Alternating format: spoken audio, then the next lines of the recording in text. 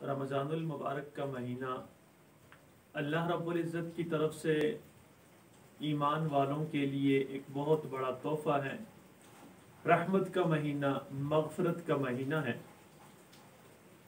حدیث پاک میں آتا ہے کہ رسول اللہ صلی اللہ علیہ وسلم رجب اور شعبان کے مہینے سے ہی رمضان المبارک کی تیاری شروع فرما لیا کرتے تھے، اور یہ دعا فرمایا کرتے تھے اللہم بارک لنا فی رجب و شعبان وبلغنا رمضان، کہ اللہ رجب کے مہینہ میں اور شعبان کے مہینہ میں ہمارے لیے برکت عطا فرما اور ہمیں رمضان المبارک کے مہینے تک پہنچا دے۔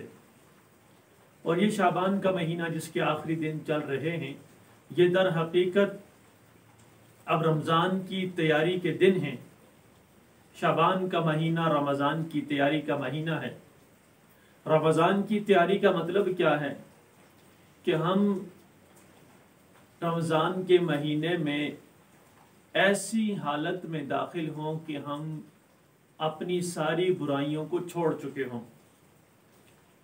ہم جب رمضان کے مہینے میں داخل ہوں تو جھوٹ نہ بولتے ہوں، غیبت نہ کرتے ہوں، کبیرہ گناہوں کو ہم چھوڑ چکے ہوں، تاکہ رمضان المبارک کا مہینہ اس میں ہم اچھے طریقے سے عبادات کو کر سکیں اور اپنے رب کو راضی کر سکیں۔ رمضان المبارک کا مہینہ در حقیقت جہاں انسان کی بدنی عبادت ہے، وہیں انسان کی باطنی ترقی کا ذریعہ بھی ہے۔ باطنی ترقی کیسے ہے کہ آپ اندازہ کیجئے کہ رمضان المبارک کے مہینے کی جو مقاصد ہیں، اللہ نے ہمیں یہ مہینہ کیوں عطا کیا ہے؟ قرآن مجید میں اس کی وجہ بیان فرمائی لعلکم تتقون، تاکہ تم متقی اور پرہیزگار بنو۔ رمضان المبارک کے مہینے میں انسان متقی اور پرہیزگار کیسے بنتا ہے؟ اس کی مثال آپ یوں سمجھیے کہ رمضان کے مہینے میں انسان ان کاموں سے بھی بچ جاتا ہے، ان حلال چیزوں سے بھی بچ جاتا ہے جو غیر رمضان میں حلال ہیں، جیسے کھانا ہے، پینا ہے، اپنی جائز خواہشات کو پورا کرنا ہے۔ رمضان کے مہینے میں آدمی اپنی ان جائز خواہشات کو بھی چھوڑ دیتا ہے، اور اس مقصد کے لیے چھوڑتا ہے کہ انسان کا جو نفس ہے، جو انسان کو اپنی خواہشات کو پورا کرنے کی طرف راغب کرتا ہے، تو انسان ان نفس کی خواہشات کو دبا لے، اور جو اللہ نے ہمیں حکم دیا ہے لعلکم تتقون، کہ اللہ نے ہمارے اوپر روزہ فرض کیا ہے، اور فرض ہونے کا مقصد یہ ہے کہ تاکہ تم متقی بنو، تو وہ مقصد پورا حاصل ہو جائے۔ تو اندازہ کیجئے کہ جہاں رمضان المبارک کے مہینہ میں ان حلال چیزوں کو بھی چھوڑ دیا جاتا ہے جو غیر رمضان میں ہمارے لیے کھانا پینا حلال تھی، اپنی جائز خواہشات کو پورا کرنا جائز تھا، تو رمضان کے مہینے میں دن کے اوقات میں ان کو بھی منع فرما دیا۔ تو جو غیر رمضان میں جو ویسے ہی گناہ ہیں، اگر کوئی انسان رمضان کے مہینے میں ان کو کرتا ہے تو کتنا بڑا گناہ ہوگا۔ وہ جھوٹ ہے، وہ غیبت ہے، وہ چغلی ہے، وہ حرام کھانا ہے، وہ حرام بولنا ہے، وہ حرام سننا ہے۔ ایک حدیث میں آتا ہے رسول اللہ صلی اللہ علیہ وسلم نے فرمایا بہت سارے روزہ دار ایسے ہوں گے جن کو سوائے بھوک اور پیاس کے کچھ بھی حاصل نہیں ہوگا۔ بہت سارے راتوں کو قیام کرنے والے ایسے ہوں گے جن کو سوائے تھکاوٹ کے کچھ بھی حاصل نہیں ہوگا۔ تو وہ کون سے روزہ دار ہیں جن کو بھوک اور پیاس کے علاوہ کچھ بھی حاصل نہیں ہوگا؟ وہ روزہ دار ہیں جو کھاتے پیتے تو کچھ نہیں، لیکن رمضان المبارک کے مہینے کا احترام بھی نہیں کرتے۔ وہ ان گناہوں کو بھی نہیں چھوڑتے جو وہ غیر رمضان میں کرتے تھے۔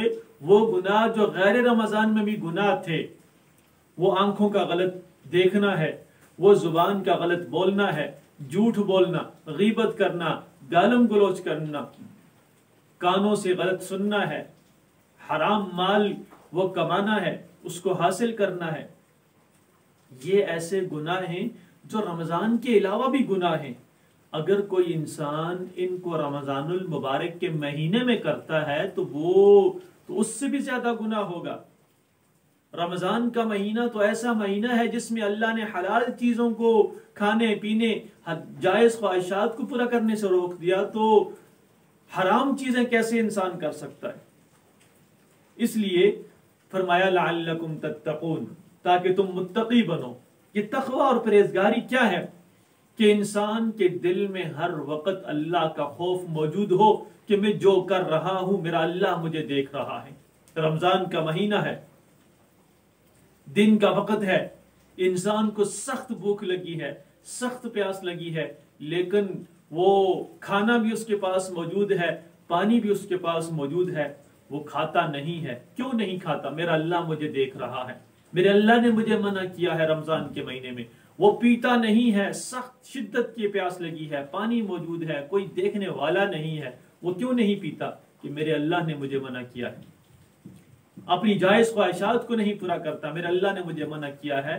تو اسی کا نام تقوی ہے، پرہیزگاری ہے، دل میں اللہ کا خوف ہو کہ میرا اللہ مجھے دیکھ رہا ہے۔ اور یہی مقصد اللہ رب العزت نے ہمیں رمضان المبارک کا مہینہ دے کے یہ مقصد سمجھا دیا کہ جیسے رمضان المبارک کے مہینے میں مجھ سے ڈرتے ہو، میرا حکم مانتے ہوئے کھانا پینا چھوڑ دیتے ہو، وہ کھانا پینا، وہ جائز خواہشات جو غیر رمضان میں حلال تھی رمضان میں ان کو چھوڑ دیتے ہو، تو پورے سال کے 11 مہینے باقی جو ہیں ان میں بھی ایسے ہی گناہوں کو بھی چھوڑ دو۔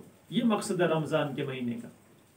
اللہ رب العزت سے دعا ہے کہ اللہ تعالی ہمیں رمضان المبارک کا مہینہ عطا فرمائے اور اس میں زیادہ سے زیادہ عبادات کرنے کی، تسبیحات کرنے کی، ذکر و اذکار کرنے کی اور تلاوت کرنے کی، کثرت استغفار کرنے کی توفیق عطا فرمائے، اور ہمیں اپنے لیے بخشش کا، مغفرت کا سامان کرنے کی توفیق عطا فرمائے۔ اور دوسری بات آپ یہ بھی دیکھ لیں کہ رمضان المبارک کے مہینے میں بہت سارے لوگ جو غیر رمضان میں وہ نیکیاں نہیں کرتے، وہ کرتے ہیں، تلاوت کرتے ہیں، دین کو سیکھنے کی کوشش کرتے ہیں اور زکوٰۃ بالخصوص ادا کرتے ہیں۔ تو ان سارے دینی مسائل کو سیکھنے کے لیے آپ علماء کرام سے رجوع کریں، مفتیان کرام سے رجوع کریں۔ آج کل نام نہاد لوگ جو بے دین اور لا دین بلکہ بے حیا قسم کے لوگ جو رمضان المبارک کے علاوہ تو بے حیائی کے کاموں میں مصروف ہوتے ہیں، رمضان کے مہینے میں ٹیلی ویژن پر، ٹی وی پر وہ آپ کو دین سکھا رہے ہوتے ہیں، ایسے لوگوں کی باتوں پر بالکل توجہ نہ دیں۔ آپ دین سیکھنا ہے، علماء کرام آپ کے ارد گرد موجود ہیں، ان سے سیکھیں۔ زکوٰۃ کے مسائل سیکھنے ہیں، آپ مفتیان کرام سے پوچھیں۔ زکوٰۃ عمومی طور پہ لوگ رمضان میں ادا کرتے ہیں اور اس کی ادائیگی سے پہلے اس کے مسائل کا جاننا بھی ضروری ہے، کس کو دینی ہے، کتنی دینی ہے، اس کا طریقہ کار کیا ہے، اس کا نصاب کیا ہے۔ بہت سارے زکوٰۃ کے مسائل ہیں، آپ ان کو سیکھیں۔ سیکھنے کے بعد اپنے مستحقین کو تلاش کریں، اگر آپ کے قریبی رشتہ داروں میں ہیں تو بہت اچھا ہے، نہیں تو مدارس دینیہ میں یا خیر کے کاموں میں دیں۔ زکوٰۃ لینے والوں کی بھی ایک کثیر تعداد NGOs کی شکل میں اور اسی طریقے سے کچھ ہسپتالوں کی شکل میں وہ سامنے آتی ہیں۔ تو آپ یہ تحقیق بھی آپ کے اوپر لازم ہے کہ آپ نے مستحقین کو تلاش کر کے زکوٰۃ دینی ہے۔ اللہ رب العزت ہمیں یہ رمضان المبارک کا مہینہ عطا فرمائے اور اس میں زیادہ سے زیادہ عبادات کرنے کی اور ہم سب کو اپنی بخشش کا سامان کرنے کی توفیق عطا فرمائے۔ وما علینا الا البلاغ۔